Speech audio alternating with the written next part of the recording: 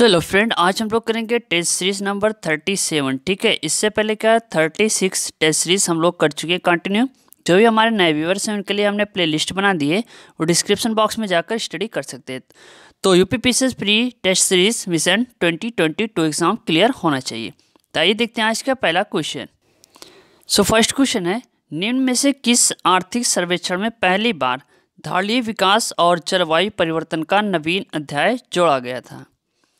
तो इसका right option होगा ऑप्शन बी, यानी 2011 और 2012 में। ठीक है, एक नवीन अध्याय जोड़ा गया, यानी धारणीय विकास और जलवायु परिवर्तन का। ठीक है, चलिए अगला प्रश्न है, पारिस्थितिकी दृष्टिकोण से पूर्वी घाटों और पश्चिमी घाटों के बीच एक अच्छा संपर्क होने के रूप में निम्नलिखित में से किसका महत्व अधिक है? तो इसका राइट ऑप्शन होगा ऑप्शन है, यानी सत्यमंगलम बाग आरक्षित क्षेत्र।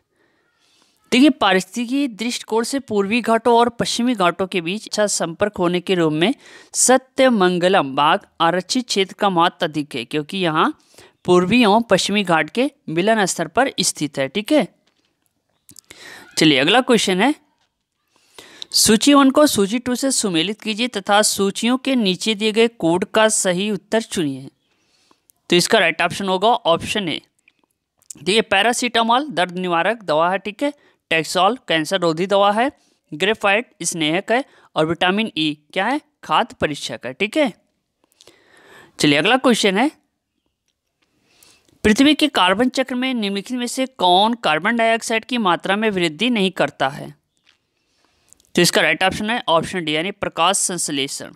देखिए, पौधे द्वारा प्रकाशीय ऊर्जा की रासायनिक ऊर्जा में परिवर्तित करने की क्रिया को प्रकाश संश्लेषण कहते हैं।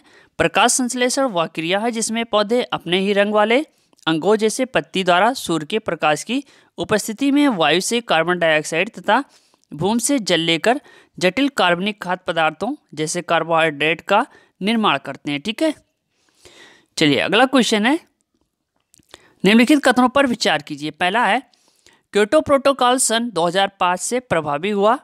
दूसरा, क्योटो प्रोटोकॉल मुख्य रूप से ग्रीन हाउस गैसों के निकास को कम करने से संबंधित है। तीसरा है कि मीथेन की तुलना में carbon dioxide green house gas के रूप में 5 गुना अधिक प्रभावी है। तो इसका राइट ऑप्शन है ऑप्शन है, यानी पहला और दूसरा सही है। ठीक है, तो ये तीसरा ऑप्शन आपका बिल्कुल गलत है। चलिए अगला क्वेश्चन है, जैव विविधता को निम्नलिखित में से किस प्रकार से परिभाषित किया जाता है? तो राइट ऑप्शन होगा ऑप्शन डी, यानी किसी पर्यावरण में विभिन्न प्रजातियों की विस्तार सीमा, यही दर्शाता है कौन सा, जैव विविधता को। ओके, चलिए अगला क्वेश्चन है, जैव विविधता निम्नलिखित माध्यम द्वारा मानव अस्तित्व का आधार बनी हुई है। पहला है मृदा निर्माण, दूसरा है मृदा अपरदन की रोकथाम, तीसरा अपशिष्ट का पुनःचक्रण, चौथा है शस्य परागण। यहाँ पे राइट ऑप्शन होगा ऑप्शन डी। देखिए, जैव विविधता, मृदा निर्माण, मृदा अपरदन की रोकथाम, शस्य परागण तथा अपशिष्ट के पुनःचक्रण द्वारा मानव अस्तित्व का आधार बनी हुई है। तो ये चारों ऑप्शन आपका बिल्कुल सही है। ठीक है, चलिए अगला क्वेश्चन है, निम्नलिखित में से कौन सा जीव अपना भोजन अकार्बनिक पदार्थों से निर्मित करता है? तो ये करता है रबर का पौधा। ठीक है, रबर का पौधा अपना भोजन अकार्बनिक पदार्थों से निर्मित करता है। ये ध्यान रखिएगा, रबर उष्णकटिबंधीय पौधा है। ठीक है, रबर के वृक्ष भूमध्य रेखीय सदाबहार वनों में पाए जाते हैं। चलिए अगला क्वेश्चन है, निम्नलिखित में से कौन सा बहुलक जो निम्नीकृत नहीं किया जा सकता? तो राइट ऑप्शन होगा ऑप्शन डी, पीबीसी। अगला प्रश्न है, वर्तमान जनसंख्या के सुखों का परित्याग किए बिना भविष्य के लिए ऊर्जा तथा अन्य संसाधनों की बचत निम्न में से कौन सी अवधारणा की परिभाषा है? तो राइट ऑप्शन ऑप्शन सी, यानी संपोषणीय विकास, वेरी इंपॉर्टेंट है। चलिए अगला क्वेश्चन है, कथन है, सूर्याभिताप जैवमंडलीय पारिस्थितिकी तंत्र के लिए सबसे महत्वपूर्ण ऊर्जा स्रोत है। कारण आर, सौर विकिरण हरे पौधे द्वारा भोजन तथा रासायनिक ऊर्जा में परिवर्तित हो जाता है। राइट ऑप्शन होगा ऑप्शन ए तथा आर दोनों सही तथा आर ए की सही व्याख्या है। ठीक है, चलिए अगला क्वेश्चन है, निम्नलिखित में से कौन सा कथन हरित जलवायु कोष GCF के लिए सही नहीं है?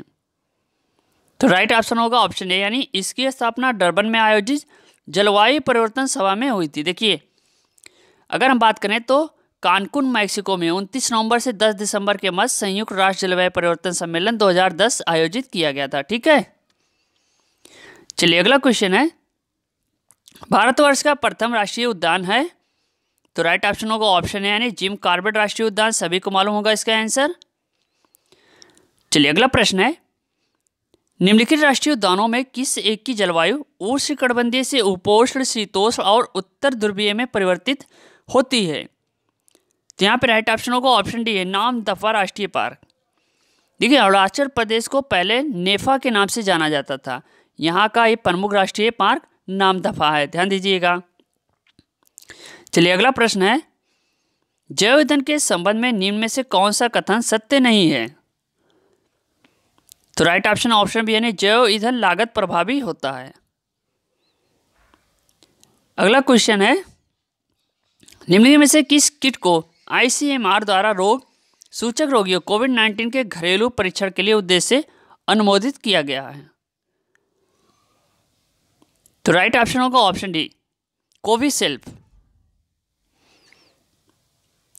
सो नेक्स्ट क्वेश्चन है, भारत के निम्नलिखित में से किन राज्यों में थारू जनजात निवास कर रही है? तो यहाँ पे राइट ऑप्शन होगा ऑप्शन डी, यानी उत्तराखंड तथा उत्तर प्रदेश। ठीक है, कहाँ पे? सिद्धार्थनगर, श्रावस्ती, बहराइच और लखीमपुर राज्य में निवास करती है। तो option D is right option होगा। चलिए अगला क्वेश्चन है, निम्नलिखित में से कौन सा युग्म सही सुमेलित नहीं है? तो यहाँ पे राइट ऑप्शन होगा ऑप्शन में, यानी JK मंदिर लखनऊ में। ये कहाँ पे है? आपके कानपुर में। ठीक है, ध्यान दीजिएगा। चलिए अगला क्वेश्चन है, सूची 1 सूची 2 को सुमेलित कीजिए तथा नीचे दिए गए कोड से सही उत्तर चुनिए। देखिए, यहाँ पे जनपद और मुख्यालय का नाम दिया हुआ है। तो राइट ऑप्शन होगा ऑप्शन डी, अंबेडकर नगर अकबरपुर, कानपुर देहात अकबरपुर माती होगा, जालौन उरई और सिद्धार्थ नगर नागौर। ठीक है, अगला प्रश्न है, निम्नलिखित में से कौन सा युग्म सही सुमेलित नहीं है? संस्थान के नाम है और स्थान। तो यहाँ पे राइट ऑप्शन होगा ऑप्शन बी, केंद्रीय उपोष्ण उद्यान अनुसंधान संस्थान श्रीनगर। देखिए, ये कहाँ पे? ये आपके लखनऊ में है। भारतीय सब्जी अनुसंधान संस्थान वाराणसी में है, भारतीय गन्ना अनुसंधान संस्थान लखनऊ में है, भारतीय दलहन अनुसंधान संस्थान कहाँ पे है? आपके कानपुर में है। ठीक है, तो ये ऑप्शन सही है। यहाँ पे क्या होगा आपका? लखनऊ, श्रीनगर में ना होके आपका लखनऊ होगा। चलिए अगला क्वेश्चन है, निम्नलिखित दक्षिण एशियाई देशों में से किस एक का अधिकतम जनसंख्या घनत्व है? तो राइट ऑप्शन होगा ऑप्शन, यानी Bharat is a right option होगा। सो नेक्स्ट क्वेश्चन है, जनसंख्या के घटते हुए क्रम में चीन और भारत के बाद कौन से 2 देश आते हैं? तो ये आते हैं आपके संयुक्त राज्य अमेरिका और इंडोनेशिया। ये ध्यान दीजिएगा। ठीक है, सो नेक्स्ट क्वेश्चन है, वर्ष 2011 की जनगणना के अनुसार निम्नलिखित में से कौन सा राज्य साक्षरता दर एवं नगरीकरण के स्तर में भारत में द्वितीय स्थान पे यानी दूसरे स्थान पे है? तो भैया Mizoram is the right option होगा। ठीक है, यहाँ पे ध्यान दीजिएगा, मिजोरम साक्षरता दर 91.3 है। ठीक है, चलिए अगला क्वेश्चन है, निम्नलिखित में से कौन एक राज्य आर्थिक दृष्टि से सबसे ऊपर किंतु लिंगानुपात के आधार पर सबसे नीचे है? तो राइट ऑप्शन होगा ऑप्शन डी, यानी हरियाणा। ध्यान दीजिएगा, इसमें क्या है? पश्चिम बंगाल, मध्य प्रदेश, महाराष्ट्र, उसके बाद हरियाणा। ठीक है, चलिए अगला क्वेश्चन है, निम्नलिखित में से किसका नाम प्रवचन सिद्धांत से संबंधित है?